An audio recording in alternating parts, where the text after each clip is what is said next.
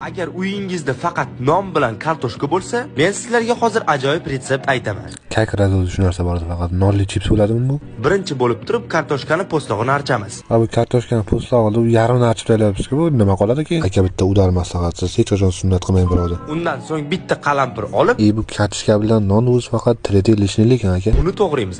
Menimcha hammani uyida ikkita dona tuxum bo'lsa kerak. Uyda emas, o'zimiz bilan olib yuramiz, lekin uni ishlatib bo'lmaydi. Bularni sal keyinroq qo'shamiz. O'zingizga qo'shib yuboring, menga o'zimga kerak hali. Uyda sariyog' bo'lmasa, lekin uyatda. Da, sariyog'siz uymi qo'shing, yana Kolumbiya sitrus mevalaridan, Dubayda bananlardan qo'shing siz ham. Bundan ozginasini olib qolamiz. Yana bizga piyoz, ukrop va ketchup mayonez kerak bo'ladi. Bular kam, biroq sosiska ham qo'shing orasiga. Shularni hammasini qo'shamiz va ajoyib osh tayyor. Ketchup qani buni, tuxumi qani, qayerdan kelib qoldi go'sht, qoshiq qayerdan keldi?